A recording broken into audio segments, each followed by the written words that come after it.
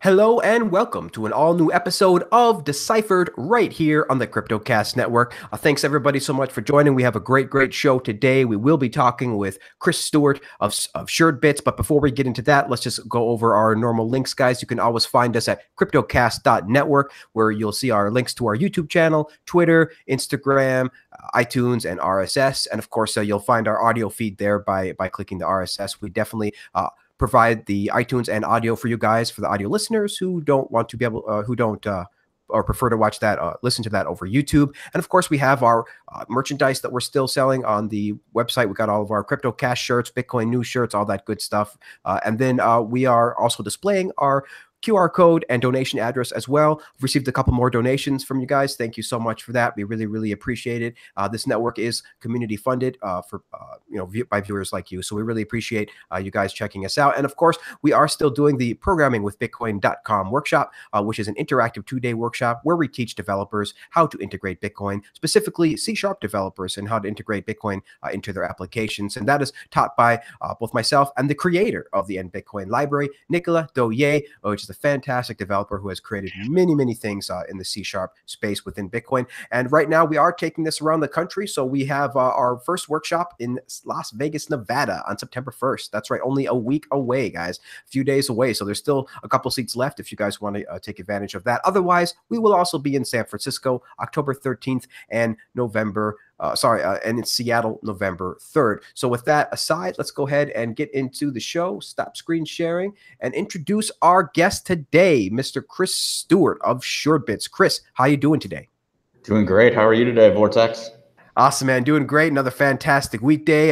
Start of another week in Bitcoin. So the news is already ramping up. Really excited to get into it today. Right? Yeah, man. It's always crazy. That's just Bitcoin, and that's why we love it. So that's half the value of being in Bitcoin, is grabbing that big bucket of popcorn and just eating it and watching all the craziness happen on Twitter. Popcorn for days, for days, son. So definitely agree with you on that, Chris.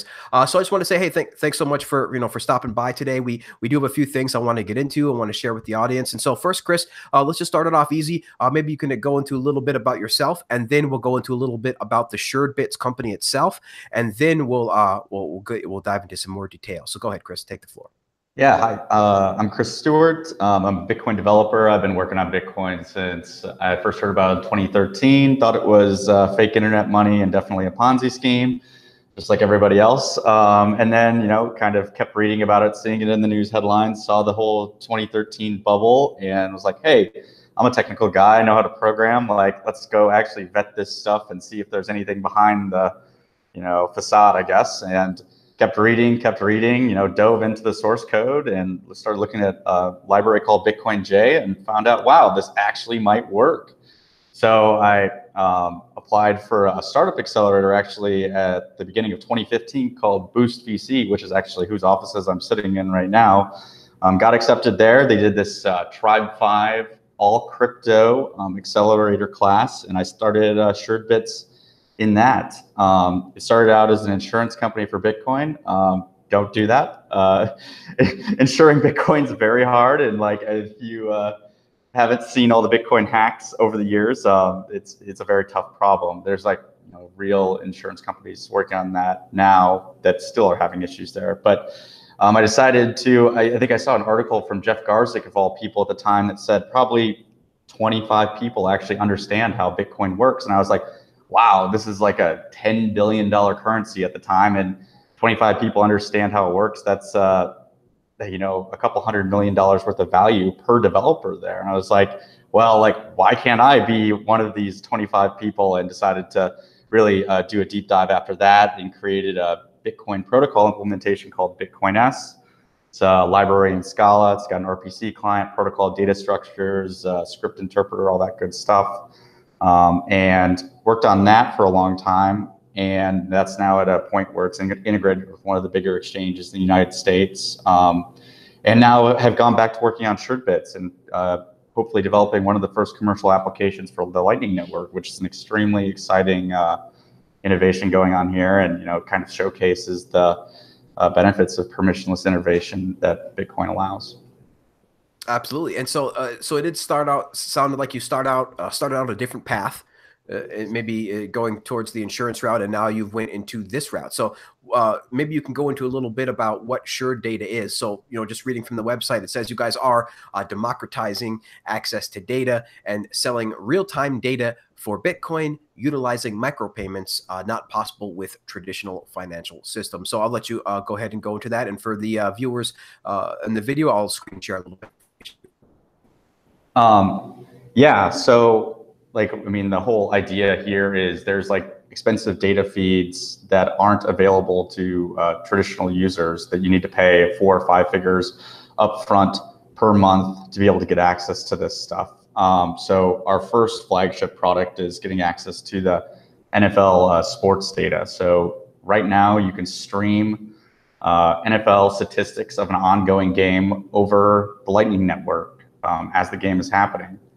So, for instance, tonight there's a Monday Night Football game. I don't remember who's playing, but if you want to implement a ticker application for your website, you can use us on the back end to actually provide you with data for your website's ticker. And like I said, previously people had a really hard time getting access to this data because if you want to tinker, you don't want to pay, $2 or $3 grand upfront per month to be able to get access to this information that you don't know if you're going to actually want to use entirely. It's really hard to tinker and allow for permissionless innovation when the capital costs are that high.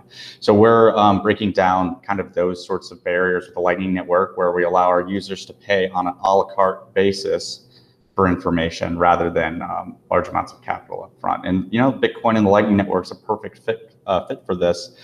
We don't have any counterparty risk with the Lightning Network, and users can query data as much as they want, or as little as they want too. We truly want to be agnostic in that fact, where users can use our API however they want to. Awesome stuff. So you guys are, so again, you really are, I guess, democratizing data. So let me just ask you real quickly, do you guys have to pay for your data? Because the problem you're describing here is that it costs a lot of money to get started with some of these data feeds.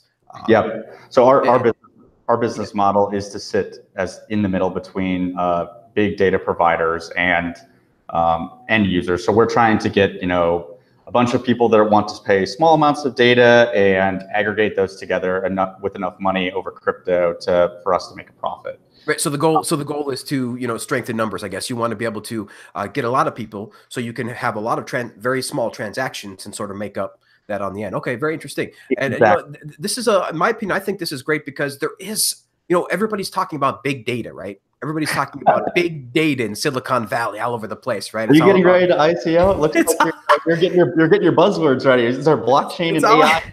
Hey, CryptoCast coin is coming. No. So but this is the mantra that's in Silicon Valley right now is this big data, artificial intelligence. This is that we're trying to do, and so of course most of this is buzzwords, as Chris is saying. Most of this is kind of bull crap. We've had databases for a long time. Now we have bigger databases. What I think what they're trying to talk about, with big data is just all the data that we're now creating, because everything is now data. Everything in this information age, people want access to more and more and more data, and we are getting access to more and more data and information every single day. I mean, I try to tell my parents, I'm like, I don't mean to, be condescending or anything, but guys, I consume more information in a 24-hour period than you guys did in a year in the 80s. I'm sorry. It's just, this is how fast the world works. So having some way to chop up this data to make it accessible for everybody else, for regular people, I think is really cool. Because, this kind of, even maybe I didn't think about this, but this sort of harkens back, almost to Aaron Schwartz, right? To that type of, he was almost trying to give people access to data because we have this whole problem of not just sports data, NFL data, but actual academia, real academic data is also behind there. And maybe you guys can do something with that too. I don't know, was that in the plans at all? I don't know. Exactly. I mean, we're starting with sports data because it was the easiest to get access to. And people do value sports data for fantasy football sites, sports, things like that. But there's all sorts of data markets. For instance, financial markets is another huge one that is a huge walled garden right now that we're actively talking to people about, hopefully opening up some of that data for people in the crypto world to access those things. An example of this is the financial, the traditional financial system is beginning to pay attention to crypto. Whether you like that or not, you can quibble about that, but the reality is it's happening. And we need to be able to, as crypto people, we need to be able to know what's happening in those markets, just like we know what's happening on Bitfinex or Binance or whatever. We need to know what's happening on the New York Stock Exchange.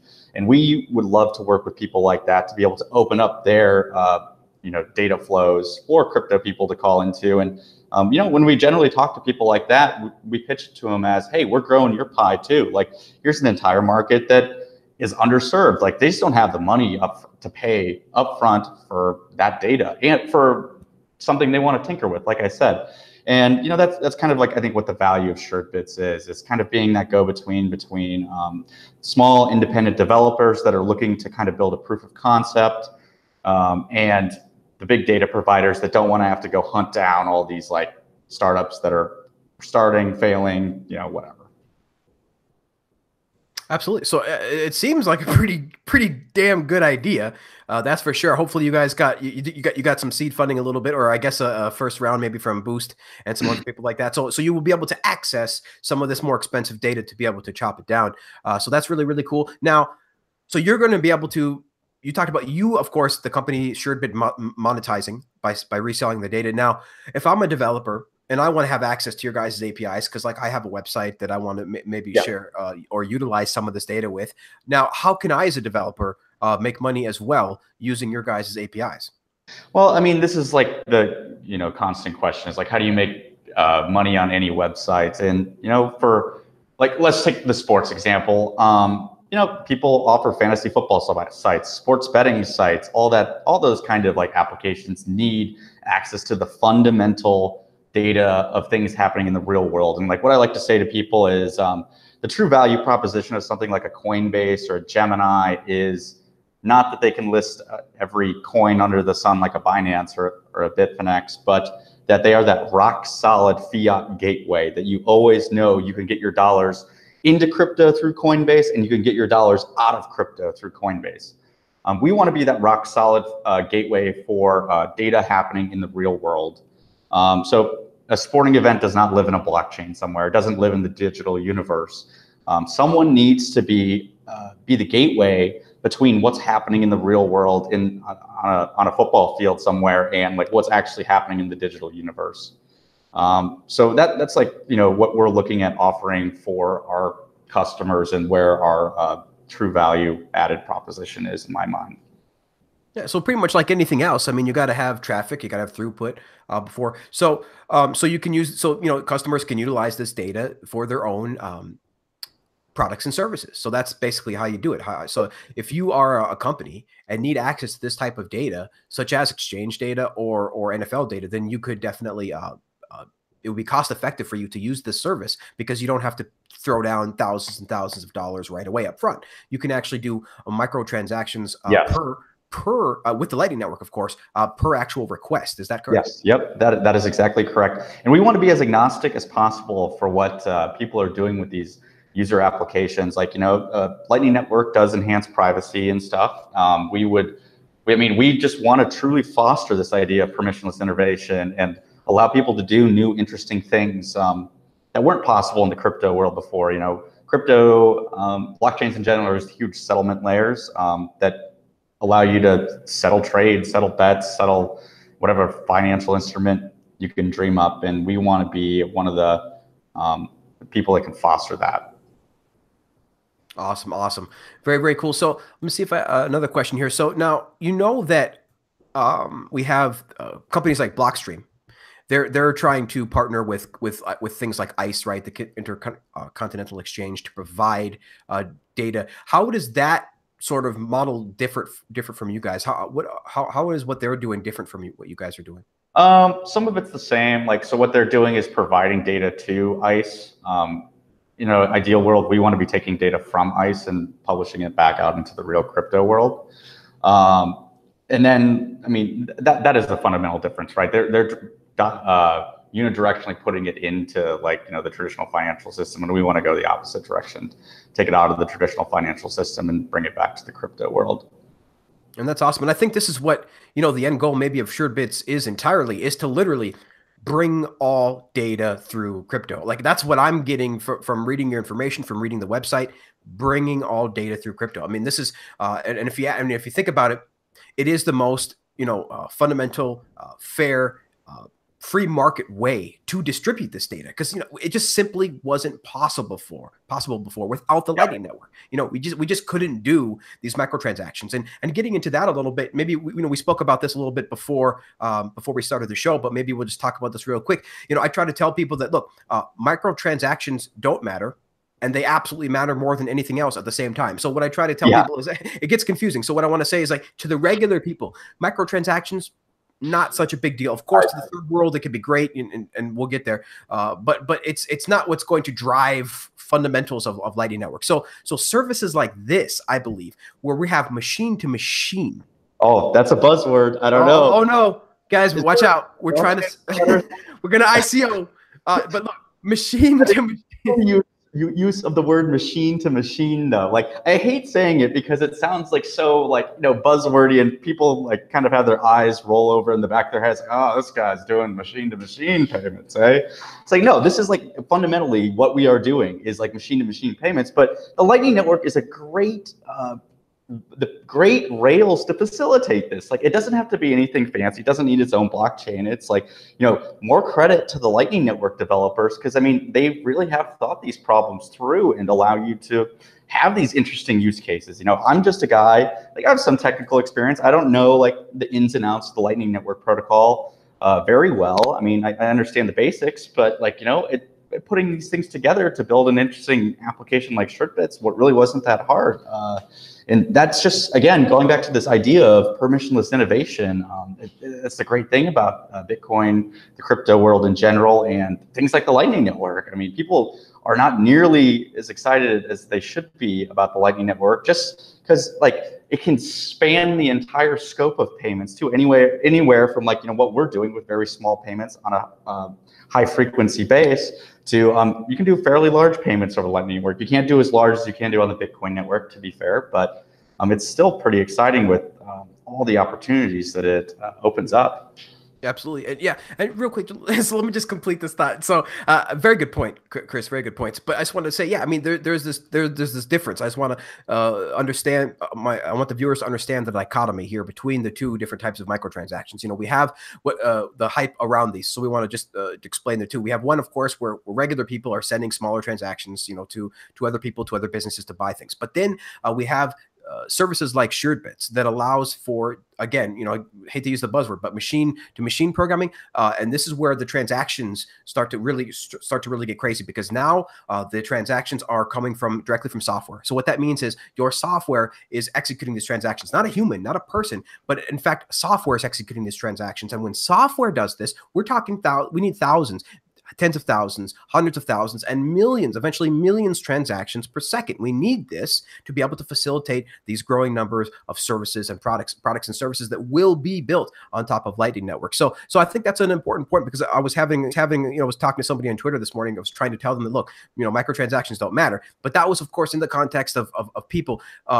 It's very far away, and again, not going to drive the fundamentals of Lightning. What's going to drive the fundamentals of Lightning is microtransactions being created by software. That is the important, huge part, because it allows services like yours to exist, which again democratizes data by allowing what used to be huge chunks of data, only purchased by thousands and thousands of dollars, into these tiny little chunks that's accessible per request. And that is powerful. That can be really, really, really powerful for the future. So I just wanted to let my viewers know the difference there between these two types of microtransactions. And so and also somebody on Twitter today too asked me this, Chris. They were like, how long until the Lightning Network has 1 million transactions? Like, how long until we can do 1 million transactions in a 24-hour period on Lightning Network? And I told them, I'm like, look, that's sort of an irrelevant question, because we're talking about adoption curves here. We're talking about curves, economies of scale. So hockey stick type of, movement. So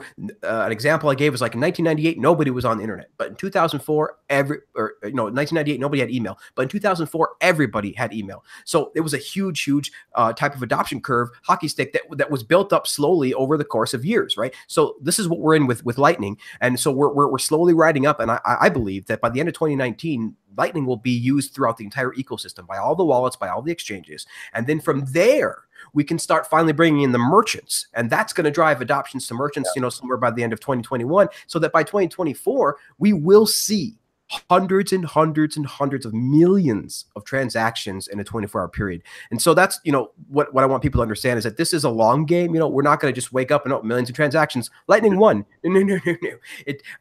We have people like Chris out there building these services, these products and services on the Lightning that takes time to get adoption. And then, more adoption drives more utility and brings more people in, which brings more liquidity in. And then the whole cycle goes over again and again and again until we can finally, until you wake up one day and Lightning Network is on every device, just like when you woke up one day and everybody had an iPhone.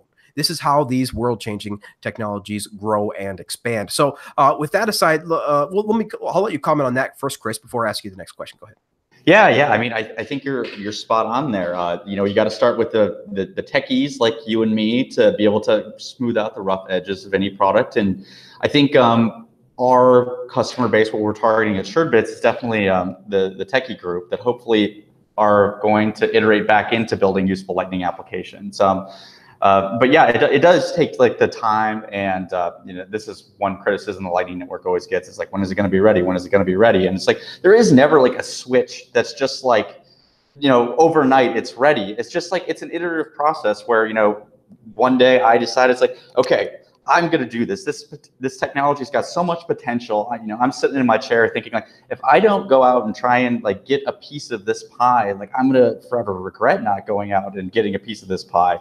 And I thought that about Bitcoin in 2013 when I jumped in, and I think that about the Lightning Network now. It's like, this is such a powerful technology that I want to be a part of it and hopefully help champion it into the mainstream. And then hopefully that will be a part of Lightning Network's success story. Absolutely. So let's see here. People are just waiting. They're waiting for the CEO of Bitcoin to tell them the Lightning Network is ready. So they're not quite used to this whole decentralized free open source software development movement, right. But they're gonna find out. And Silicon Valley is already clashing heads, so it's fun to watch. But let's move on here. We don't want to talk too much about hypotheticals. We want to get into some more of the realizations here, the real stuff here. So first, so you said you have some NFL data now. You guys are working on creating further more data into the system. So what is the next data that you guys are trying to democratize to be able to sell through the SuredBits system? What are you guys working on now, and then what do you hope to grab in the near future? Yeah, so we're working on kind of two things right now. We're working on building up data stores for crypto exchange data. That's like some compelling data that crypto people do care about. One of the biggest things going on in the crypto space is trading, and people want whatever gives them an edge in terms of the trading game. Lightning Network is obviously going to have wider implications to the exchange/trading business in the future, but I think that's a good way to position ourselves for success. And then we're also building out another sport right now, the National Basketball Association. The America will be starting in the end of October, I think it is. So we want to be offering more sporting data in the future. And like long term, we're working on getting access to more national or international sports data sources. So it isn't so American centric, but things take time, and we're still educating these traditional data providers on how this stuff works, how this stuff can be truly useful to them and grow their pie, grow their revenue pie, and how they need to be at least watching this stuff or working with companies like us and thinking about where this fits into their long-term roadmap. Yeah, so maybe let's dive into that just a little bit. How are you selling this to data providers? Like, how are you creating this shift in mindset for these data providers to be able to sell in smaller chunks rather than these large chunks? How are you sort of changing their mind? Yeah, so I mean, the usual analogy I give to them is let's say we're in the late 90s, early 2000s. Everyone's kind of on the internet, but the tools and websites are very rough to use. Everyone likes listening to music. No, the music industry though was not providing a la carte song purchases. So the natural feedback loop is you get Sean Parker creating something like Napster that allows you to get what you want. So we had that whole fight with the music industry and Napster in the mid 2000s, and Apple came to the realization in 2006 or whatever it was, and like says, oh well, why don't we just go with the flow rather than fighting like this mob of online people and create iTunes. So I usually have some variant of that pitch where it's like, hey, this stuff is happening, blockchains are happening, Bitcoin's happening. People are gonna want to know how to interface these crypto systems with the real world, and like you can kind of go the way the music industry in the late 90s, or kind of try and skip that whole part and go with the flow. Awesome. Yeah, that sounds like a great explanation. The big thing I take away from that is going with the flow. Do what the customer wants, right? The customer is always right. And, sometimes the customer doesn't know what they want, right? Like Steve Jobs likes to say, but at the end of the day, they at least know what they want right now. And they see something like, for example, the ability to get just the music they want. They will find it and seek that out. The consumer demand is there. And this is what I try to tell people about, the financialization of Bitcoin. They're like, oh, Wall Street might take down Bitcoin. And I'm like, look, guys, the demand for Bitcoin in Wall Street is absolutely huge. It's not the other way around, right? Wall Street, I try to tell people that Wall Street wants Bitcoin, but Bitcoin doesn't need Wall Street. This is just the natural evolution of things. People are going to want Bitcoin. They're going to want this asset because it is something absolutely valuable that the consumer thinks that this has value. So it has value. And of course, with its limited supply, it economically is economically sound as well. So it makes sense that to listen to your customers and you will succeed. And this is a good pitch to the people, I think, to those. And talking about like piggybacking off of your talk on Wall Street, there is like one of the things that fundamentally got me interested in Bitcoin back in like 2013, 2014 was like, I was watching it, and then like the largest exchange in Bitcoin collapses, like all $400 million gone or whatever. But Bitcoin itself, the underlying protocol and blockchain, unaffected. It's like you can have these like amazing businesses built on top of Bitcoin and then see those things crumble too. But the underlying fundamentals of Bitcoin don't change, which I think is just such a like powerful thing, and is like what cemented my interest in Bitcoin in general. Yep, couldn't agree more. And of course, with the whole new 2x, the no 2x saga last year, we of course proved that Bitcoin is not in the control of large corporations, nation states, or anything like that. We the users are in control. And even to this day, of course, BCH is still trying to pitch, minor executives, or what do they say? I forget the terms they use, but they're like, yes, we need to have all executive decisions made by miners, like the way it should be, like the way Satoshi envisioned it. It's kind of hilarious. We won't get into too much of that. But at the end of the day, miners are not in control, nor will they ever be in control unless the whole network fails. And that's the whole point, guys, is to remove censorship resistance, to remove the need for a third party. And I try to tell people, that miners are simply hired by the network. They can come and go. The network is always hiring, guys. The network is always hiring 24/7. We're ready to go. If you have a novel way to access energy, you will have profits, and that is not going to go away anytime soon. As you said, Chris, thanks to the underlying fundamentals of Bitcoin that just simply do not friggin' change. All right, so let's get to the next point here. I want to talk a little bit about the Bitcoin S implementation you have there, Chris. You guys on the website, you definitely are saying that you have your own custom implementation for this. Maybe walk us through a little bit what the reason why you needed to create this, and what this does different than this more standard implementations like Bitcoin Core. So first off, like we aren't using Bitcoin S in our like Lightning Network stack right now. Bitcoin S is kind of was born out of frustrations I had with Bitcoin J application on Bitcoin. It's tough to do that, and Bitcoin J is kind of withered and sort of. I'm going to stop you, have you start over. You actually cut out a little bit, so let's just start you over one more time. Go ahead. Sorry. Yeah, sorry, the internet's getting sketchy down here. So Bitcoin S was kind of born out of this frustration I had with Bitcoin J back in 2015. Bitcoin J was primarily written by Mike Hearn with some other contributors, and Mike Hearn infamously left the Bitcoin space in 2016, kind of rage quit. And Bitcoin J is kind of the legacy that Mike left, and it's still being used by some surprisingly large players in the space. And I created Bitcoin as kind of an alternative to Bitcoin J with a clean redesign and first principles thinking about like how to build a modern day Bitcoin application. Bitcoin S does not try to be a fully validating node at the moment. It only hooks into like the Bitcoin D RPC and has some like, I mean, similar to what Nicolas Dorier does with NBitcoin. It allows you to interface via middleware layer in between something like Bitcoin Core and a wider application that you have going on. Maybe in the future we'll go the full validating node route, but I think what in the short term I'm really interested in is this neutrino stuff that's kind of coming out in the pipeline in Bitcoin Core. And neutrino is a version of a light client similar to what Bitcoin J was back in the day for being an SPV client.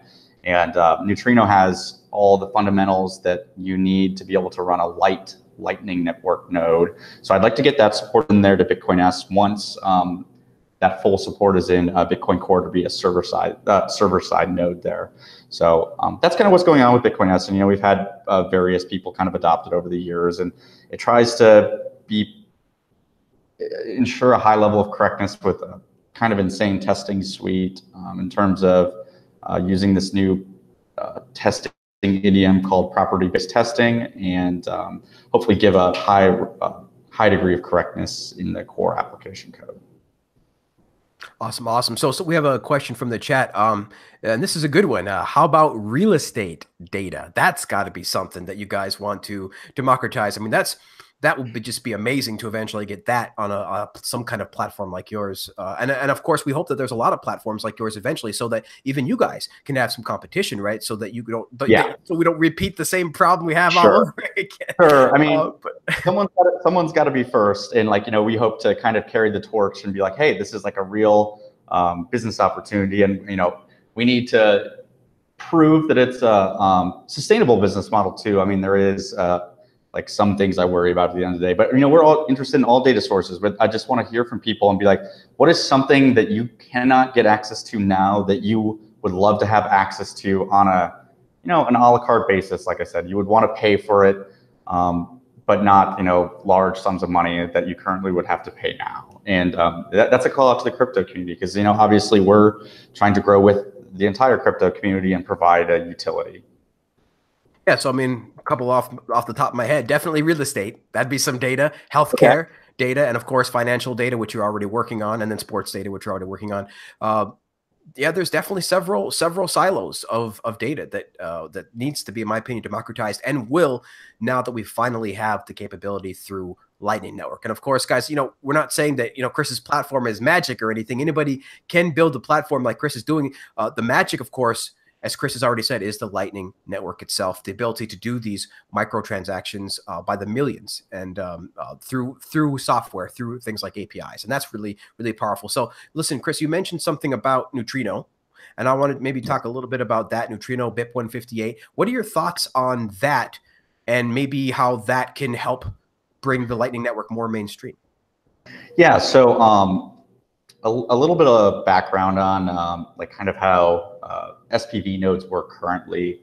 Basically, with an SPV node, say you're running it on your Android phone, what you do is you connect to a Bitcoin full node, and then you just send all of your addresses over to that full node. So if it's a random full node that you don't know, it's like you are literally giving them information about your entire financial life to some stranger on the internet, and that's probably not a wise idea.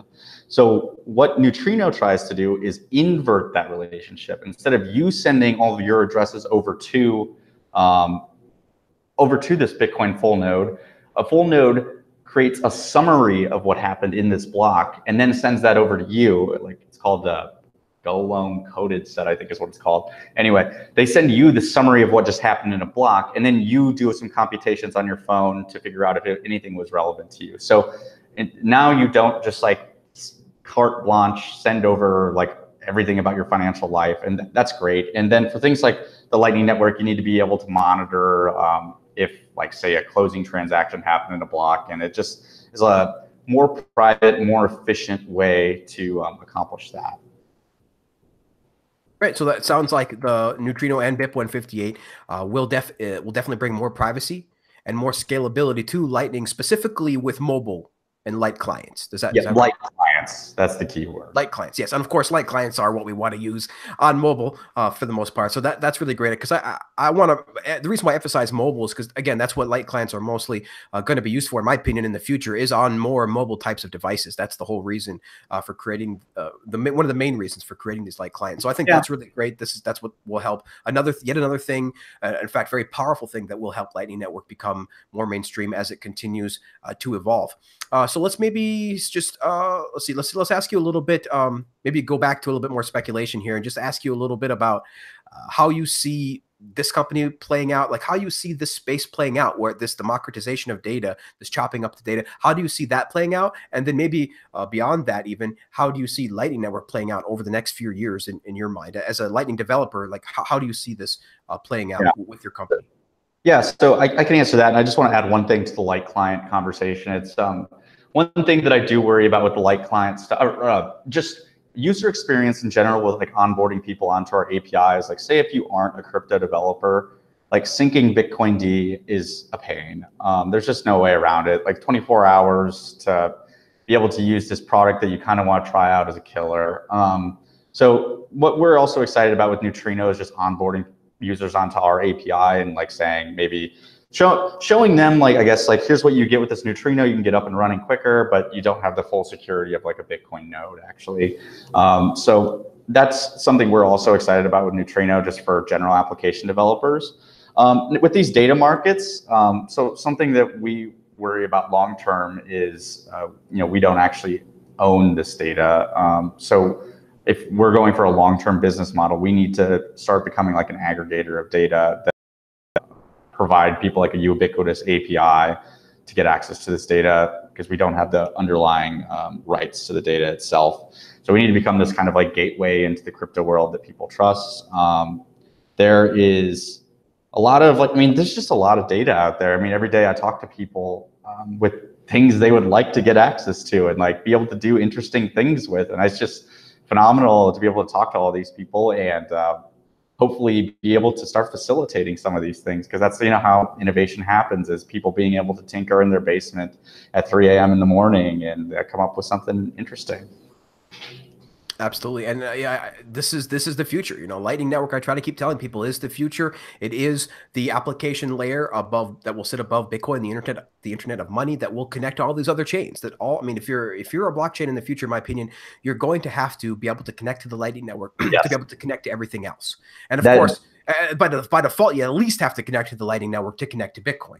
Because you're going to be needing to make Bitcoin transactions somehow, some way. And of course, the cheapest way to do that is Lightning Network. But go ahead, share, maybe Chris, you can share some of your thoughts for the future of both these data services and the future of Lightning.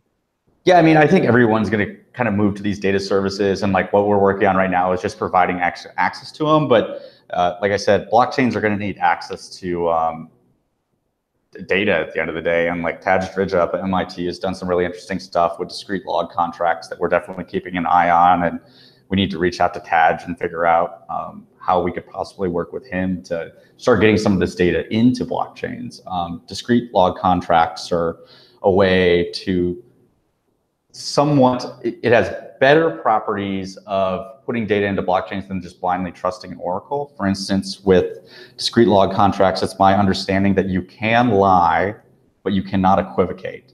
So that means, let's say SuredBits, is your Oracle data service or whatever. It's publishing the score of a Minnesota Vikings Green Bay Packers game.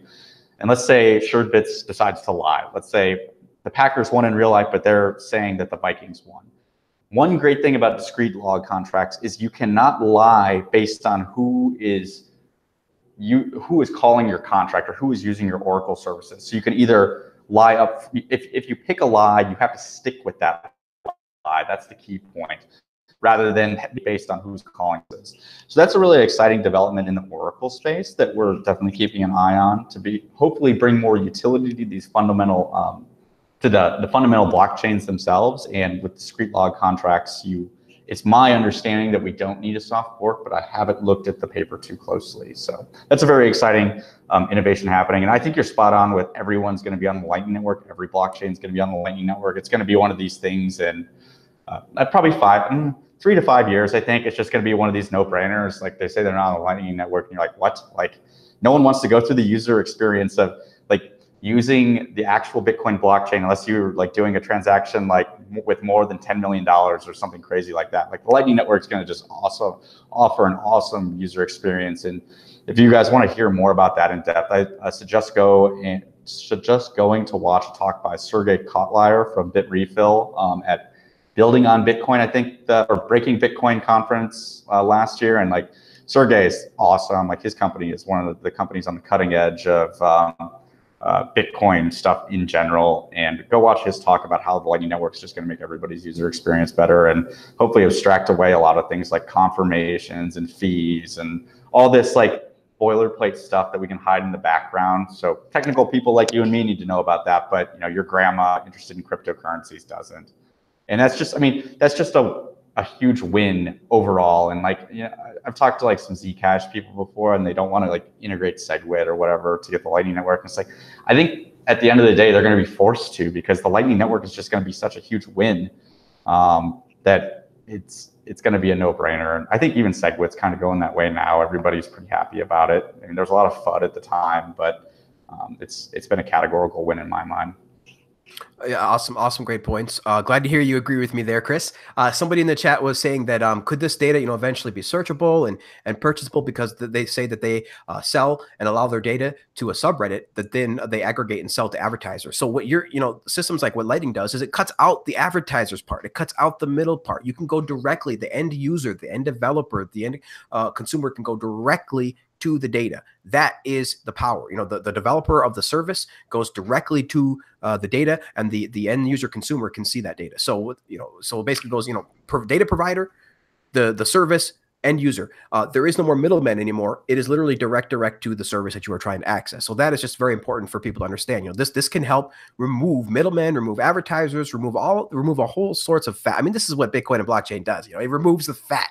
It's going to remove the fat everywhere. And basically, when we say remove the fat, what I really mean is remove the middlemen. Remove the middlemen. This is exactly what Bitcoin and blockchain do. This is what they do. This is what we mean when we say no third party, right? This is what we mean when we say no third party risk, you know, censorship resistance, routing value around centralized entities and governments and whatever the heck it is. So let me ask you this then, Chris, before we close it out, because I just thought of this in my head. I don't know, I didn't plan for this one, but you know, you brought up sports data you're going to be using. Will you guys possibly in the future be ever integrating with something like Augur, right? Where you literally will be a data provider as well as possibly like somehow facilitating data between Augur and your system? So, I mean, I meant this when I said we believe in permissionless innovation. We want to offer an open API that anybody can call. I mean, assuming you can pay for what we charge over the Lightning Network, it's a free for all, and like that's what permissionless innovation is at its core. And you know, that's kind of what I believe is a fundamental ethos of SuredBits, and we want to facilitate that as much as possible. Awesome. Okay. Well, I think that's all the questions I had, Chris. I think that's all the questions the chat had. I really appreciate you taking the time, especially to talk about the speculation stuff, man. That's what I love. I love the macro stuff, the global stuff, really the big trends, you know, and that's what I like to pay attention to. And, you know, I've been right and I've been wrong, but I've been right more often than I've been wrong. And I really think that Lightning is going to be what ILP, you know, is actually trying to build the interledger protocol. This is what's going to, you know, what the market is going to choose. They're not going to choose some random thing being developed by Ripple, you know, engineers. No, the market is going to choose what the market can get its hands on and get access to in a permissionless way. And I think that Lightning is that wins that every time. Definitely. Awesome. All right, Chris. Well, thanks again for joining us. Thanks to everybody in our chat. We really appreciate everybody joining us. We have these deciphered episodes a few times a week. We never know when we're going to build them, but when we're going to record them, but they're always there, guys. And we really appreciate if you check out the channel again, cryptocast.network, and of course, you check us out on the YouTube. And if you guys like this show, please give us a thumbs up. And if you're new, hit the subscribe button. And again, guys, if you're on the audio and iTunes, give us a rating on iTunes. We really appreciate it. The more ratings, the more viewers viewers can see this stuff. So we really appreciate it. And until next time, guys, keep talking Bitcoin. We'll see you later.